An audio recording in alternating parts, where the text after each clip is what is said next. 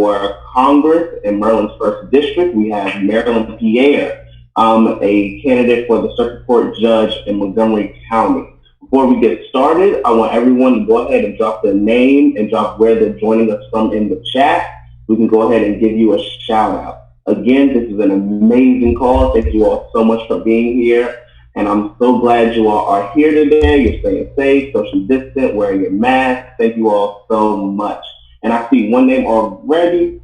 We have Mary Taylor. Thank you so much for joining us today. Again, this is an amazing, amazing call. Oh, from Salisbury. Wonderful. Thank you. We have Mike Hirsch from Montgomery County, Maryland. How are you doing today? We have Tiana Folk here. Hi, how are you doing? Ed Mormon from Baltimore. Capwood, good to see you. Good to see you from Frederick, Maryland. We have Adrian from OR Prince George's County. Wonderful. From Fort Washington, okay. Hey, Francis, how are you doing today? From Columbia, Maryland. Wonderful, wonderful. Glad to see everybody here. All good to be with my OR. Okay, thank you. So glad to have you here. Wonderful. Everyone is here. Everyone is ready. As you're joining us, again, we have an amazing, amazing panel of people, two exceptional progressives who are tirelessly fighting to change the way things are done here. We have Ken Stevens from Howard County, Columbia. Wonderful. Thank you so much. Hello again, Mike Hirsch. Good to see you. Good to see you. Keep them coming, you all. Definitely, so I can shout you out before we get started. Keep them coming. Wonderful, you all. And if you're just joining again, my name is Carlos. I'm the State Organizing Director for Our Revolution Maryland. It's wonderful to be here with you all. So keep on coming with the names in the chat. They were getting good. They were getting good. I was happy to shout you all out. We have an amazing panel here. We have two surprises coming for this call today. It's a lot going on. We have a lot to update you all on as well. The names need to keep on coming. I know it's a lot of you all out there. I know you're excited to be on this call today. Go ahead and drop your name and where you're calling from in the chat. And do not forget during this meeting, if you have any questions at all, please drop them in the Q&A or in the Q&A section on the Zoom call. And hello, Jerry Dances from Greenbelt, Prince George's County. Glad to have you here. Glad to have you here, definitely. Again, you all, this is going to be amazing. It's some good progressive energy that you're going to get right now, you all. It's wonderful seeing all of you all here. We're going to have one terrific call today. We're going to fight a good fight because we are geared up. There's a lot of things coming up this year. And there's a lot of things coming up next year as well. So we are gearing everything up, you all. Keep your names coming in the chat and also where you're joining us from. Hello, Cassie Jordan from Howard County, Maryland. Glad to have you. Good to see you. Well, good to virtually see you. Definitely, everyone's keeping coming. Susan, hi, from Carroll County. Good to see you. Wonderful, you all. Wonderful. Again, if you're just joining us now, we have a great call coming up. We have two amazing progressives who are running for office, and we have an amazing surprise coming up as well. Hello, Jean Robert from Beltsville. Hello, Judy Alba from Mount Rainier. We're about to get started. So don't forget, if you have any questions throughout this, put it in the Q&A chat down below, and we are about to get started here in 1 minute. Again, real quick, if you want to, drop your name in the chat and where you're calling from. I can give you a quick shout out. I probably have time for about 2 or 3 more people, so hurry up and get those in before we get started. Again, it is wonderful to be here with you all. So we're going to go ahead and get started. Oh, hello, Greg, and hello, Sheila. Good to have you all. So we're going to go ahead and get started, and it's my honor to introduce Our Revolution Maryland's chair, Bob Mullenkamp, everyone. Bob? Thank you, Carlos, and welcome all to our August state meeting. I want to thank first Hal and Carlos for doing all the work to pull this together, working on the agenda, the speakers, all the logistics, the notices to everyone, and setting up the the PowerPoint and everything else for this. I also want to thank the members of the state organizing committee who put this agenda together: Paul Basic, Carlos, Sheila, and Jimmy Tarlow. So with that, we have a very full agenda today. Can you hear me? Hello? Yes. We can hear you, Bob. You're fine. You're good. Okay.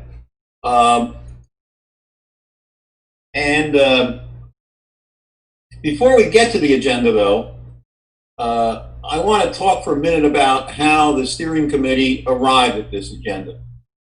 In our meetings in June and July, we said, look, we have to have some strategic planning and come up with a plan for our work for the rest of 2020 and into the new year. Obviously, that comes down to two parts. One is the electoral part, our work up through the election. And then the second part is what we do after the election, at least up until January. And the agenda today talks a lot about the first part of that strategic planning. But the second part is equally important. Assuming that we get rid of Trump and we elect some progressives in November, what are we going to do to hold the Democrats' feet to the fire and to make sure we win on our issues? And frankly, we have not finished at the state level our planning on this yet. We need to talk much more about how we work with coalitions, how we work on our own, how we work nationally with our congressional delegation, how we work here in this state on legislation after the election. We need to plan how, in all of our work afterwards, we build OR in all the work that we do. So that's how we put this agenda together. Let me walk through it, and then let's get to it. The first thing we're going to do is have Sheila Ruth talk about the goals of this meeting and of our work the next couple of months. Then we have two candidates, obviously Mia Mason for Congressional District 1 and Marilyn Pierre for the judgeship in Montgomery County, and we will have introductions and conversations with them about their candidacy. Then I'm going to talk for a couple of minutes about how we do plan for after the election. How do we hold the Democrats' feet to the fire? Carlos will pretty much end the meeting by talking about how we win and our plan for work here, especially in Maryland. We have a special report then from Clayton and Malik Harris on their work in Anne Arundel and the Black Lives Matter demonstration yesterday. So that's our agenda, and before we get to the agenda, I want to introduce a really beautiful 2-minute video produced by Our Revolution. This is about as moving, as accurate you can get about who we are in our revolution, and it's very moving. And I want to encourage you, after you'll see it, you'll see why I want you to encourage you to send it out, post it everywhere.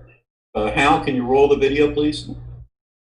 What I believe today is that change never takes place from the top down.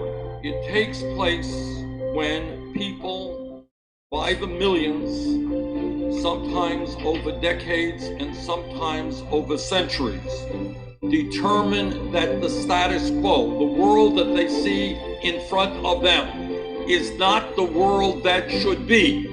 And they come together. And sometimes they get arrested. And sometimes they're on a picket line. And sometimes they die in the struggle. And what human history is about is passing that torch on from generation to generation to generation. A people who pick up the torch that may have begun hundreds or literally thousands of years ago. And young people stand in front of the world today and say, no, this is not the world that I am comfortable with. This is the world we are going to change. there are major, major, major issues that confront us today. And we need your help. We need the idealism and the energy and the intelligence of millions of people to join us in the fight to make America the kind of country we know it must become.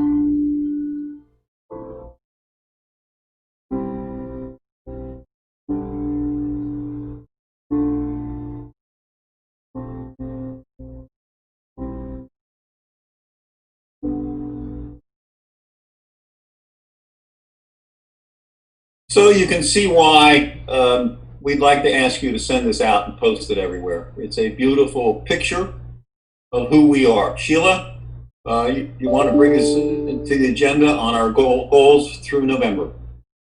Yeah, wow. I don't know how I'm supposed to speak when I'm crying from that powerful video. Like many of you, I'll forever mourn that we lost the chance to have Bernie Sanders as our president. But Bernie always said it was not just about one candidate. Not me, us is not just a hashtag. It's up to us to push for our goals, no matter who's in power. We must remember always our ultimate goals of justice and equity for all and a livable planet. The reality is that on January 20th, either Biden will be president or Trump will. While I respect Green Party candidate Howie Hawkins and support his platform, he will not be president no matter how many disaffected progressives vote for him. So our Revolution Maryland will be working to dump Trump, which means supporting Biden of necessity. We don't consider it an endorsement of Biden so much as an acknowledgement of reality. The way I see it, we can spend another exhausting 4 years in the streets trying to stop Trump from destroying everything we care about. The post office, election integrity, clean air, clean water, public education, immigrant families, Black lives, with very little hope of success. Or we can spend 4 years in the streets pushing Biden and Congress on our priorities and maybe making some progress. I know which one I prefer, and it isn't Trump. On a recent United Against Trump event sponsored by many progressive groups, Phoenix City Council member Carlos Garcia said that we are working to elect Biden because we are choosing our adversary. I thought that was a powerful statement. Biden is an adversary we can actually fight. So we will be working to put him in the White House, but that's not enough. From day one, we will be holding him accountable and fighting for Medicare for all, a Green New Deal, a fair and just public safety system that values Black lives, housing as a human right, an end to college debt, an equitable education system, and so much more. We do not accept electing Biden as an end goal. We see it as a necessary beginning, without which we have no hope of accomplishing anything. But even if we defeat Trump, to accomplish our goals, we need a Democratic Senate and House, and with as many progressives as possible in those bodies. We know, for example, Biden doesn't support Medicare for all.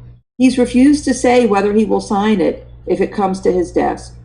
But if we generate enough groundswell of support to get it through Congress, I believe that Biden will have no choice but to sign it. So our Revolution Maryland will be working to flip the Senate and take Democratic control of Congress. Some of the Senate candidates we will be supporting, like Paula Jean swearing in West Virginia, are unabashed progressives. Others are not. But in some ways, the Senate is even more important than the White House. If we win the White House, the only chance we have to enact our priorities is with a Democratic Senate. If we lose the White House, a Democratic Senate can block the worst of Trump's actions, including judicial appointments up to and including the Supreme Court. Flipping the Senate will also accomplish two other things. One is it will remove Mitch McConnell from his current position of total power over the Senate, even if he is reelected to his Senate seat. The second is that if Democrats have the majority of the Senate, then Bernie Sanders will be chair of the Budget Committee. That is a huge opportunity and is in itself a powerful reason for flipping the Senate. We will be working to elect progressives up and down the ballot As Senator Sanders likes to say, from dog catcher to Congress. Every seat is important, and the more progressives we have in power, the better chance we have of moving our priorities. And while all of that is important work, we cannot lose sight of the urgent state and local work that we do, including the urgent and heartbreaking overlapping crises from the coronavirus and the lack of government response to it, what we have been calling the perfect storm issues. Finally, none of it will matter if we don't have a fair election. And we know that the Republicans are doing everything they can to suppress the vote. So we will be doing everything we can to ensure the integrity of the election and ensure that everyone can cast their vote safely and fairly. Thank you. Thank you for that important message, Sheila. Next, we are proud to announce a candidate here in District 1 we can be proud of. I especially see a lot of folks from Salisbury and Cambridge in the chat. We're joined by our endorsed candidate here in District 1, Mia Mason. How are you, Mia? I'm doing quite good, and after the video, I'm just as moved by Sheila, very emotional. So thank you all for having me here. Well, thank you for joining us. I think the main question on everyone's mind is, who is Mia Mason? Well, folks, I am a veteran. I've served my country for 20 years. I'm a friend, and I'm definitely an advocate. We've gone through so much in our country. We've seen what this administration has done since day one. He's attacked us. He's attacked everyone in every community. When it comes to basically taking back our country, we understand that millions are out of work. We're unemployed. We are at a turning point where there is climate change, and we are in a point of recovery. Millions have lost their insurance. We're stuck with huge medical bills. We need to be able to fix that. We have police that are just as unhinged as our president, and our LGBT rights are being stripped away. This may all seem completely overwhelming. We have been in a civil rights war since this president has taken office, but with a great progressive vision, we can move forward and take back Congress, the Senate, and the White House this November. We can do a lot. It starts with running in red districts, making them blue, making Maryland all blue, going to other states, calling them, texting them, mailing them, making them blue. We do this together with you. Get the legislation passed, doing it together. That's what we do. That's who Mia Mason is. Thank you for that. And with millions of you mentioned it in your response, with millions of Americans losing health care due to COVID-19, once you get elected to serve us in District 1, how will you ensure that all Americans have health care? Well, we want to be able to make sure that we protect the ACA, and then make sure that we pass the Medicare for all. It is going to be something that we provide as a fundamental lifeline for everyone.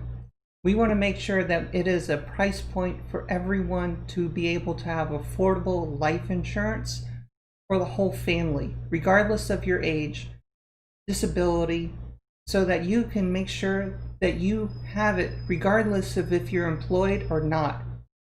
Medicare for all is a solution, regardless of who is providing it. And this will be their government making sure that you are taken care of. And how can us, especially the OR chapter of the Lower Shore Progressive Caucus here in District 1, help your campaign and help you defeat Andy Harris? Well, if you look at the bottom of your screen, you're going to be able to see, and in the chat, how you can get in touch with our campaign and stay in touch with our revolution. Jared, you've really helped me. You've been able to go and help us with texting, phone banking, and do a lot more. But honestly, it's going to be up to all of us to pick up the phone and tell people to get out to vote. That's going to be the best thing for people to do, is go out to the early voting sites and make sure that their ballot is cast. Well, thank you for that, Mia.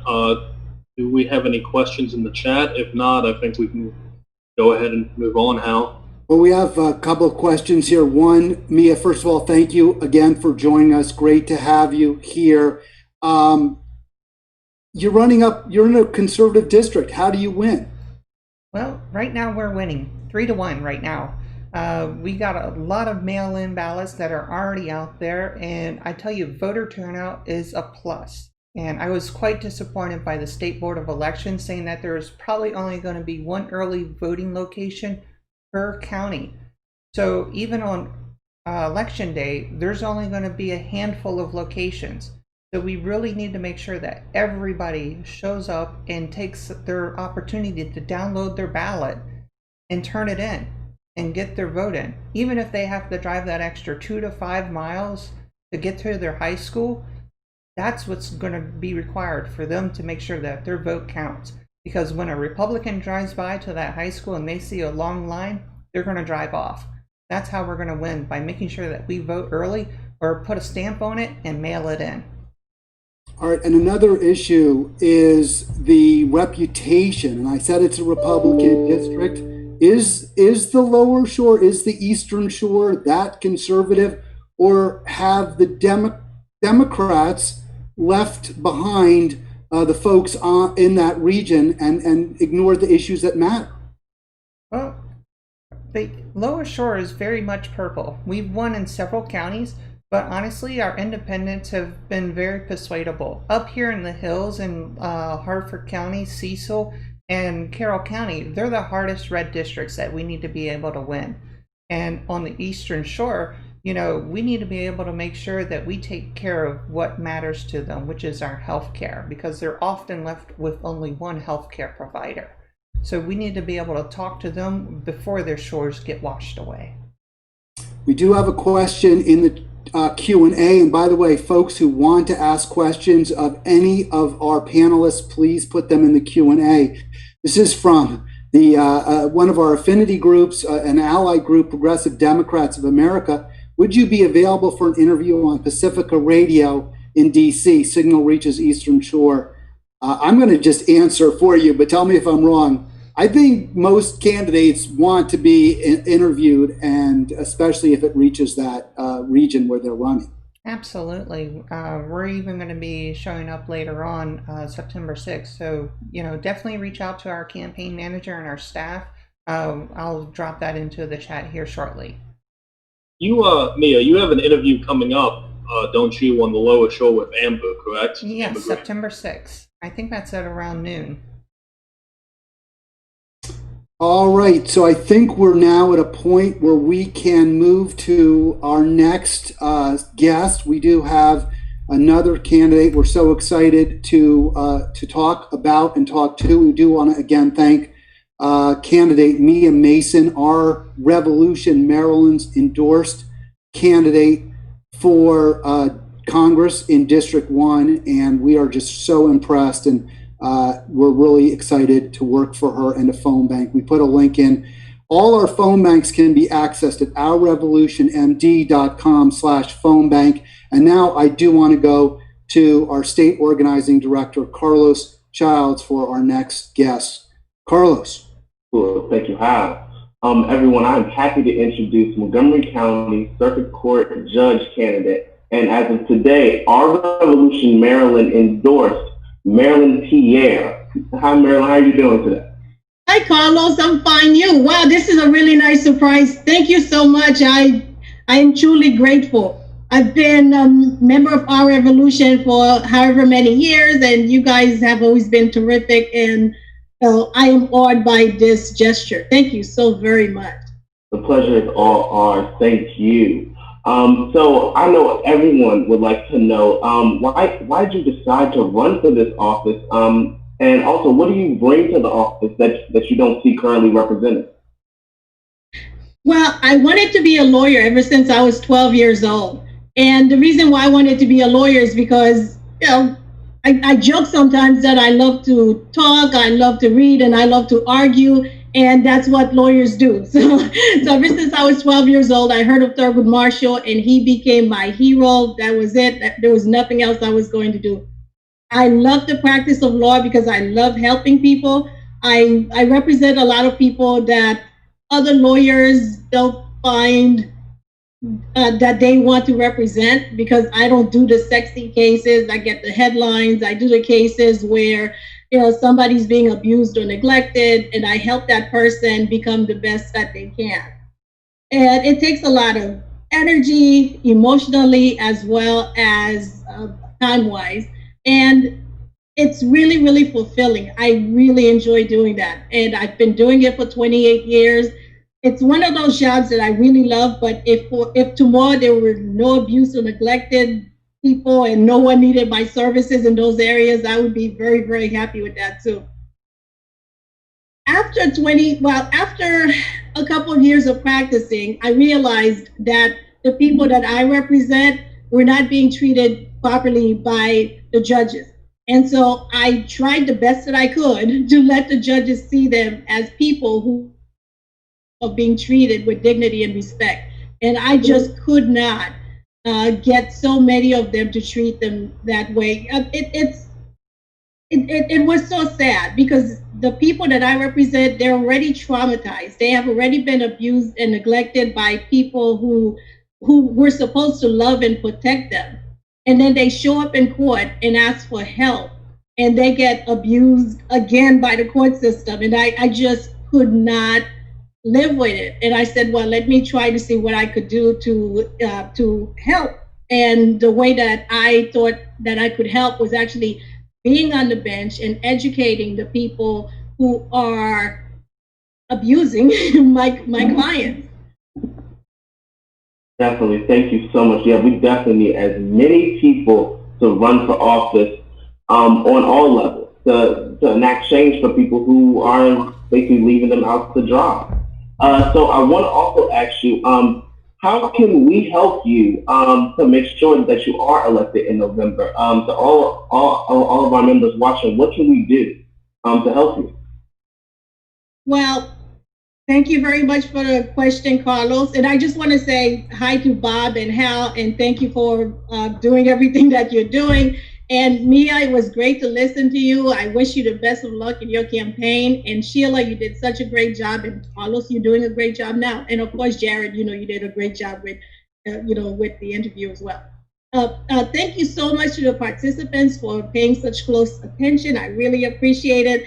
I am in a race where the voters are allowed to vote for 4 people because there were 4 open seats that were, there was 3 open seats and then 1 person who is running for re-election. So there are actually 4 vacancies. So each voter could vote up to 4 people.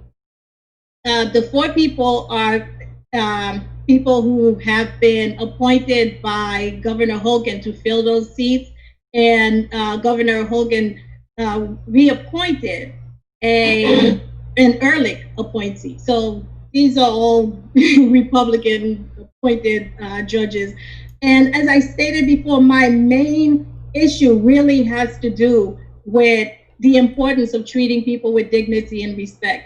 And we also know that the person who's making the decision on the bench really, really has an impact on what happens. Like, for instance, you'll hear, let's use the Supreme Court, for instance. You hear an important case is going to be in front of the Supreme Court. And you hear the journalists say, oh, by the way, 4 of them are going to vote this way, 4 of them are going to vote that way. And it's up to this one as to which way he's going to vote, and that's going to make the decision. So I cannot emphasize enough how important the judiciary is, because the legislatures, they do a really good job of passing progressive agenda, of following the progressive agenda and passing laws that are going to help progressives. And then those same laws that were passed by the legislatures and fought so hard by the progressives get into the judiciary, and the judge interprets it however he or she wants to. So I really think that progressives need to pay more attention to the judiciary, who is getting in there, because those are the people who are going to have the last word on the laws that the progressives fought so hard to pass. Yes, I did remember your question, Carlos. I just wanted to make sure that people understood why it's so important to vote for a judge who believes in what you believe in, because a lot of people say, oh, well, judges shouldn't be political and all that kind of stuff. Well, judges are very political. They just tell us that judges should not be political. And the way that people could help me is by voting for me if they live in Montgomery County, Maryland. If they don't live in Montgomery County, Maryland, if they could also tell people that they know who live in Montgomery County, Maryland to vote for me. I am really pushing bullet voting because I am the only one on the ballot who is not appointed by a Republican governor. And like I said, I cannot tell you how important it is that that we have somebody who is representative of us in some of those positions. If you cannot vote for me because you don't live in Montgomery County, Maryland, you could also donate to my campaign. I was looking at the at my opponent's coffers. They have over 124,000. I was looking at my coffers. I have about 3,000. So you can see the gap there. I don't need another 120, but it would be nice to have another 10. So that way I could do some of the things that I want to do in terms of getting the word out there. My team and I were working really, really hard, and we're trying to make every dollar stretch as much as we can. But you also have to have that minimum level to get there. We were able to beat 2 of the people in the slate in the primary, in the Democratic primary, and we're very, very proud of that. But we really need to have more votes because they're coming at me harder because, now they see how serious our campaign is. Wonderful, wonderful. And I'm looking at the chat. Everyone's saying such amazing things about you, and they are excited for you, and they are ready for you to be in the judgeship. So one thing I wanted to also ask you is, you had talked about how you're not taking those big, sexy cases that people see on TV all the time, and you're really working with the people, the everyday people who go through struggles. So can you tell us just really briefly about how that compassion that you have and how working with just regular people, how that actually how does that help you form your decisions when you are, and we're saying it, hopefully confirmed as judge? Well, when you do that, you get to see people for who they are. You don't say, oh, these groups of people are like this, or this type of person is like that, because you've actually worked with people. So you could say, oh, okay, I've worked with this person, and I know the sort of person she is, and I know the sort of person that he is, and what he would do. So it's individualized. So therefore, you don't look at someone and say, oh, well, this is the type of person who's going to do this. Like, a lot of people are shocked to find out that Maryland incarcerates a higher percentage of its young Black males than any other state in the country. Any other state in the country. So think about Mississippi, Louisiana, Alabama, and Georgia, and all these other states that were like, oh my God, they're so conservative. And Maryland is so progressive. But how do you incarcerate such a high percentage of your young Black males? Well, you incarcerate them by looking at them and say, oh, well, there's another one in front of me, so he's just going to join his friends over, at the jail over there. But if you look at people individually, and you could say, oh, okay, well, this one is, a threat to public safety, so therefore, yes, we're going to put him away for a while or her away for a while. But this one really could be saved. All this one needs is to have this, that, and the other. And that's what happens. You don't use the same tool for different people. And it's very important that you don't do that, because when you look at people, you're supposed to judge them based on who they are. I know that, Martin Luther King Jr. put it better than I did in terms of judging people by their character instead of, the color of their skin. But even no matter what color of your skin, no matter what your gender or your sexual orientation or whatever else, it's like you look at that individual, because that individual has his or her or their own story. Wonderful. Thank you so much. I mean, that was an awe-inspiring statistic. I had no idea about that. Now we're going to go to how, really quickly, to ask to see if there's any questions. Yeah, we do have some questions for Mary Lynn, but it is now actually time for us to move to Bob for the holding their feet to the fire segment. So Mary Lynn, if you can stick with us and answer some of the questions while you're on the panel, you can do that by going to the Q&A, and that would be great if you want to do that. So we're going to ask Mary Lynn if she can do that at this point, and now I will ask if we can go to Bob for our holding their feet to the fire segment. Thank you. And thank you, Mia, and thank you, Marilyn. Marilyn, this segment, Holding Their Feet to the Fire, is really the right title. Honestly, I think we face our biggest challenge yet, assuming we get rid of Trump, hopefully win the Senate. I think we face our biggest challenge yet in our revolution in mobilizing for our agenda. Let me tell you a personal story why I say that. In 2008, when Obama was elected, there was a very large progressive organized movement that worked very, very hard to elect Obama, fought on all the progressive issues. Many of the Obama campaign staff, many of them very progressive people, moved from the campaign after the election into the White House. Their job in the White House was to hold the progressive coalition together, inform them what was going on, and involve them in the Obama agenda. We started holding weekly calls between all of us around the country in the progressive movement and this operation in the White House. And starting as early as January and February, we kept trying to push for the agenda. At that time, it was Medicare for all. It quickly became at least the public option in healthcare, pushing for that. And there was a big issue at that time about legislation actually giving workers the right to organize for the first time in many years. Those were the priorities. Quickly, these very good progressive people from the campaign who moved to the White House started saying to us on these weekly calls, wait, hold on. Don't mobilize.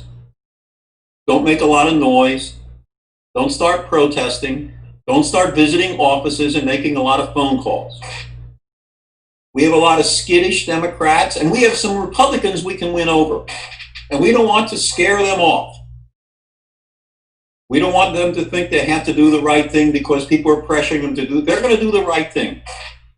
The president is talking to them. We're talking to them. Hold on.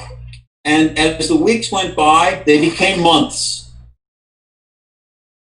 where the campaign, in effect, said, wait, hold on, don't do this. And we know the results of all that. After months and months of this, we couldn't mobilize the same thing. The deals had been cut. The legislation had been watered down. We never got to labor law reform. That's what happens if we don't live up to this biggest challenge we face, assuming we dump Trump in November, starting the next day. And that's the agenda that we have to have. We here in our revolution in this state have to work with OR nationally on federal legislation. We have to figure out how to mobilize and hold our elected officials' feet to the fire here. But look, if you just think back to that video we saw at the beginning of this program, we are in a very different situation than the progressive movement was in 2008. Thanks largely to Bernie and our revolution and other progressive organizations, we now have our issues on the agenda with majorities of the American people agreeing with us. We have more elected officials at every state and federal level. We have more participation of more progressives and more organizations than ever. we have a chance, unlike what we had then, to actually mobilize and influence what happens with this Democratic administration after this election, and it is incumbent on us to do this. So we have to figure out what to do at the state level, what to do at the federal level. We have to figure out how to build an even better progressive coalition in Maryland and help to lead it. We have to fight on our issues. We have to continue to mobilize, especially our congressional delegation. Look, a lot of times there's not much we think we can do in Maryland to affect things because, as Mary Lynn said, we're not as progressive as we think. If the Democrats win the Senate, they're going to win it by very few seats. The key first issue to force those senators to agree on is to forget the filibuster. To make every Democratic senator agree that if a bill comes out of a committee, they vote for it. Period. We have a senator here in this state that we will have to persuade, to say the least, to agree to that. Cardin. We have a big role to play. And that's why I say this is the biggest challenge facing us. As we go forward over the next 2 months, September and October, please, in your chapters, begin this conversation about our plan to mobilize here so that we hit the ground running in November with our plan. At the state organizing committee, the members of it will bring your discussions back to the state organizing committee. We'll have a lot of conversation, and we want to have a plan ready for what we're going to do to meet this challenge right after the election. And with that, back to you, Carlos. Thank you, Bob. So we are starting September 1st. We will be holding a phone bank every Tuesday and Thursday, where we will simultaneously be conducting our first phone bank is to dump Trump. This is where we will be calling swing states to get out the progressive vote by urging progressives to vote against Trump by voting for Biden. And the reason for this, we want to have a fighting chance to get progressive and systematic change enacted into law. And the only way that can be done is if Trump is no longer sitting in the White House. But we are also thinking beyond just the White House. We are thinking towards the Senate as well, where we will be also conducting a Flip the Senate phone bank in swing states as well. And this will be to urge progressives to vote for Democratic senators in your state. Because with this, there is multiple things that we can do if the Democrats take control of the Senate. The first thing is we can, end the disastrous filibuster that we are all hating right now. We can decriminalize marijuana. We can have Bernie Sanders, as Sheila pointed out, become the chair of the budget committee. And one of my personal favorites is we can get Graveyard Mitch out of the Senate majority. We can no longer have him there. He is stopping every piece of either progressive or just democratic bills from being passed. This is something that is going to take everyone together to really do this. So, with that being said, we also are focusing on our state and local issues as well. On the state level, I want to give everyone an update on our efforts to urge the Speaker of the House and the Senate President to reconvene for a special session. After multiple successful phone banks calling the Speaker of the House, Adrian Jones, and the Senate President, Bill Ferguson's constituents, we are now working with fellow progressive organizations, delegates, and senators to pressure the Maryland leadership by highlighting the reasons why reconvening is a necessity and it's crucial. And I'm just preaching to the choir here, but I know everyone here knows the reasons are: one, overriding Governor Hogan's horrible vetoes on HBCU funding, on Blueprint for Maryland, on marijuana arrest records, wiping those clean. Also, passing much-needed criminal justice and police reform. Right now is a pivotal moment where we can enact systematic change to not only hold police accountable, to change laws about how people interact with the police, how people get arrested. These are things that must happen.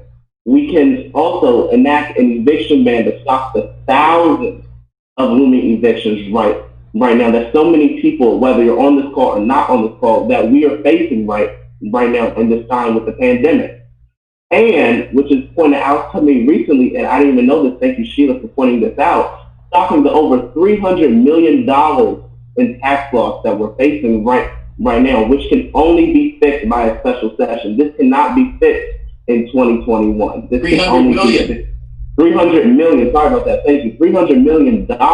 This is something that is paramount. There is nothing that we can do for this next year. We have to do this year. With all of that being said, we also know that we are thinking ahead to 2021 as well. That's why we are getting together with delegates and senators to prepare legislation for the next session to address climate change here in Maryland, finally get marijuana legalized in Maryland, and enact true criminal justice and police reform. These are the things that we're doing. If you would love to join our phone bank, and we would love to have you, you can go to ourrevolutionmaryland.com/phone bank. Again, that is ourrevolution.com/phone bank. Please, if you are able to, phone bank with us, call, and contribute, do everything you can, because one, we have to get Trump out. Two, we have to flip the Senate. And three, we need to have a special session and hold the Maryland legislature's feet to the fire. This is something that we're going to do, and we're going to fight for 100%. So if we don't have any questions, do we have any questions for me, Hal? Yeah, I don't see any at this point, Carlos, but as I understand it, I just want to clarify with regard to the special session, it's really key that the legislators convene one in 2020 for many reasons, not least is that $300 million. But right now, the focus is going to be on letting them work it out internally rather than external pressure. So we've done what we can at this point, and we're going to hope that the General Assembly does the right thing for our state. Is that correct? 100%, Hal. And I just wanted to add also, there are some local initiatives in Montgomery County to stop a regressive tax bill. You may want to work on that. You could email me or Carlos, Hal at ourrevolutionmd.com, Carlos at ourrevolutionmd.com, if you'd like to get involved in any initiatives in your region. There are others as well. And also, we put in the links for the great candidates that we have. And at this point, I think if you want to ask questions of anyone, I just want to say again, we still have Sheila with us. Any questions about our goals, you can put those in the Q&A. Any questions for Bob about holding their feet to the fire in the Q&A, and any questions for Carlos about state activities in the next few months, please, again, put those in the Q&A. And I hope I've got the show flow correct. I think our next stop, if I've got this right, is going to be Clayton and Malik, who are respectively the co-chair of Our Revolution Anne Arundel and an activist with Our Revolution Baltimore, Malik Harris, and also they're co-founders of the Freedom Day Foundation. So let's go over to Malik and Clayton. Welcome.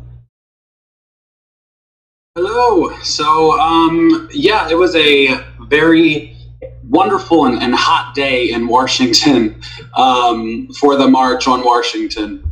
I will say that after watching the Republican convention, it was nice to actually hear people speak about things of substance yesterday.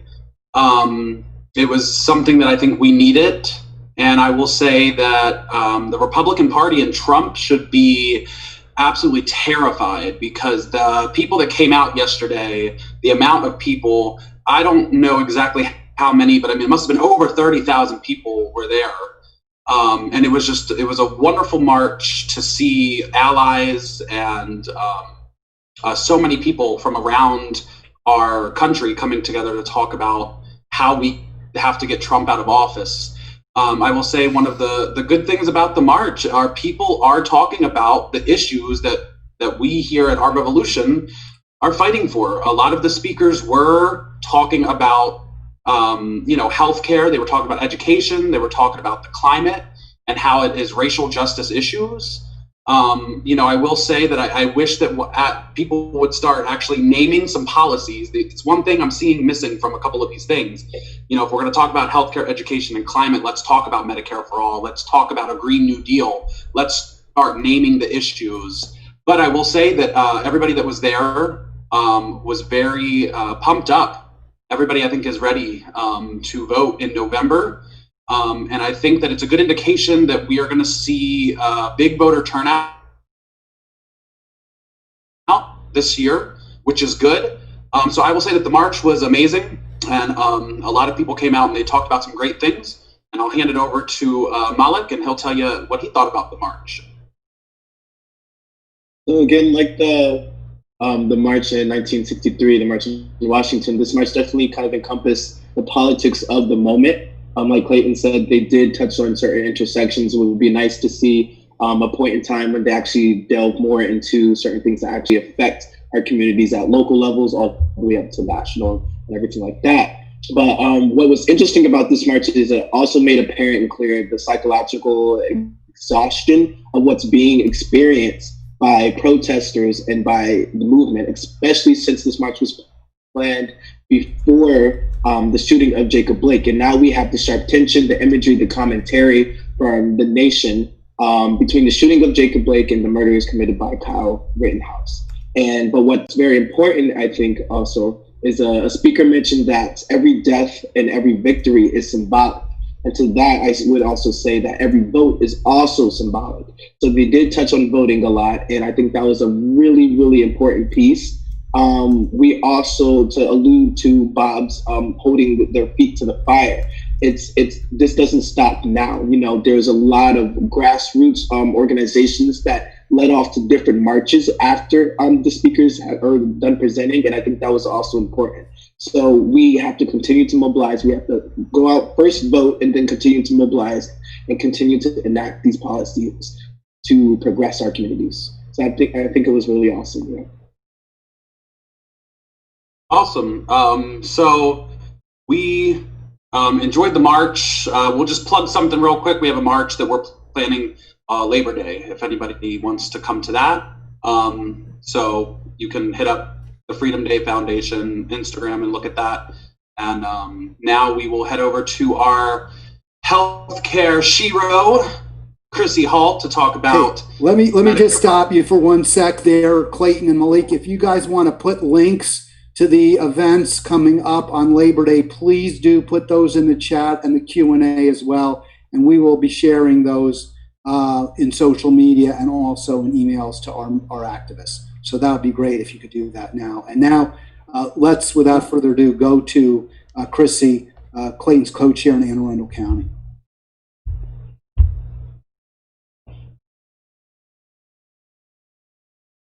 Chris, you're going to have to unmute. I'm unmuted. Okay, I'm unmuted. Thank you, Hal. And I did set the timer for 3 minutes, as you guys recommended. So my participation today is around healthcare. And as many of you know, I am also not only the co-chair for Our Revolution in Arundel County, but I'm also a leader in the Maryland Progressive Healthcare Coalition.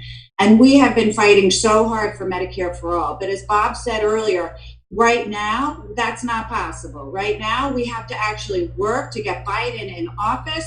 On November 3rd and November 4th, we will start the revolution for Medicare for all. But we can't wait for that. Right. So what's happening here in the state of Maryland? I'm based in Annapolis, Maryland, and Hogan here on the front page of our Capital newspaper is saying, Hogan pushes for in-person schooling. And no one is talking about the fact that not everybody in the state of Maryland has access to health care. So these little children could come home from school and they could actually bankrupt their family or kill their family from bringing home COVID. And the fact that no one is talking about healthcare equity. There's plenty of data, plenty of numbers from COVID to prove that healthcare was built on a system to discriminate against our Black and brown families, not to mention the undocumented, and so many of us that are now find ourselves unemployed are now uninsured. And none of our state politicians are actually addressing the issue. So here at the Maryland Progressive Healthcare Coalition, we are creating a subcommittee to help expand Medicaid. And when we talk about state Medicaid, what we're talking about is so much of our Maryland tax dollars go to for-profit organizations to manage Medicaid. And Medicaid is a vehicle to force people to live in poverty because of their skin color, because of their disease, because of their gender. The whole system needs to be recreated and reimagined. And the state of Maryland could do that. You know, as we talked about, if there was a special session, all we would have to do is to make a few adjustments to Medicaid, and we could open up the access to families so that when children go back to school and everybody goes back to school, then they would have access to the health care they need should they get COVID or any other disease. And of course, we know so many families inside that find themselves in a Medicaid program actually don't get the treatment that they need. They don't have access. So then they're actually dying from comorbidities. So to me, it's unbelievable that our state government is okay with the fact that we've had 107,000 cases and over 3,736 deaths just here in the state of Maryland, and when they could actually do something about it. So join our fight for healthcare. There's my timer. Send me an email at Chrissy@ourrevolutionmaryland.org. I would love to hear Chrissy from you. at ourrevolutionmd.com. And Our Revolution Maryland is one of the members of the Maryland Progressive Healthcare Coalition. So when you're working with Chrissy, you're working with both of our organizations, and they are a great ally of ours as well in the fight. And if I may, our coalition represents 30 organizations across the state of Maryland. So you could join us, you could join this subcommittee as we prepare the legislation to bring to the House, to bring to the Senate in the state of Maryland. Let's get access to health care in the state of Maryland. It's absolutely affordable. If we stop giving money to for-profit organizations, bring it back into the state while we wait for healthcare as a human right across the United States, which the majority of Americans have agreed to, and the majority of the Democrats in the House of Representatives agreed to. So thanks very much, and I look forward to working with you all on healthcare equity. And now over to you, Carlos, for our calls to action. Thank you, Hal, and thank you, Chrissy. Definitely something very important that everyone needs to be on top of. So for our calls to action, I want everyone out there to join our revolution. If you are on this call, if you're watching through Facebook, through Zoom, however you're watching, and you are not a part of a local Our Revolution chapter, please join us. You can go to www.ourrevolutionmaryland.com and hit the Join Us tab. For everything that we have to do as progressives, it's going to take us working together in tandem. So please join us. Also, to work with Our Revolution Maryland and the Our Revolution and the Maryland Progressive Healthcare Coalition, sorry about that, with Chrissy, please don't forget to email her at Chrissy@ourrevolutionmaryland.com. Again, Chrissy@ourrevolutionmaryland.com. And as I mentioned before, we have lots of phone banks coming up starting September 1st, every Tuesday and Thursday, to one, dump Trump, and to two, flip the Senate blue. So please join us there as well at ourrevolutionmaryland.com/phone bank. Again, ourrevolutionmaryland.com/phone bank. And I want to ask everyone right now, if you haven't already, again, join a local chapter. Please do not forget to attend your chapter meetings. That is one of the most important parts. And if you are able to, and only if you are able to, please contribute what you can to Our Revolution Maryland, because we are going up and we are fighting a lot of people with a lot of money. So we need to make sure our bank account looks good as well.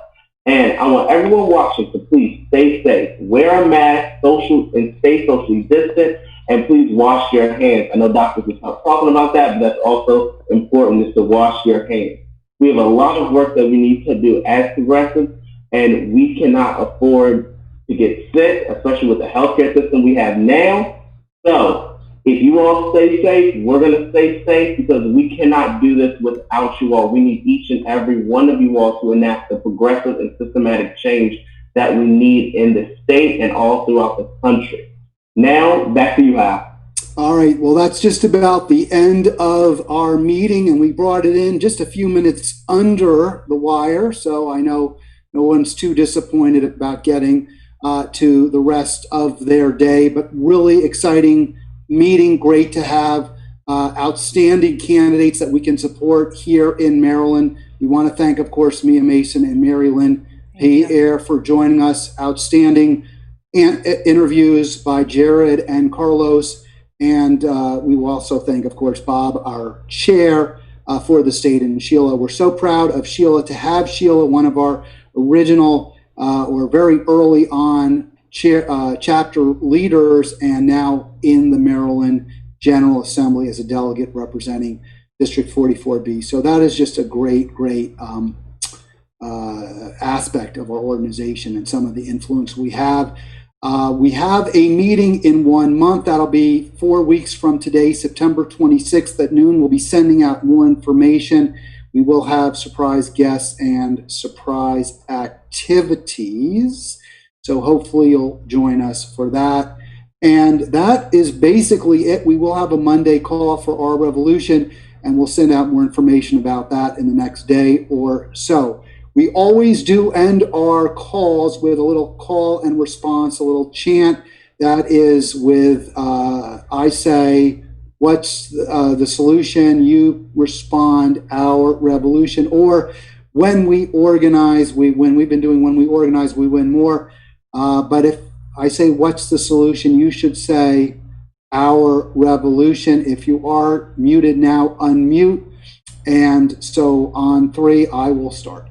What's the solution? Our revolution. When we organize, We win. When we organize, We win. Thanks, everybody. Have a great afternoon, a great weekend, and we'll see you again very, very soon.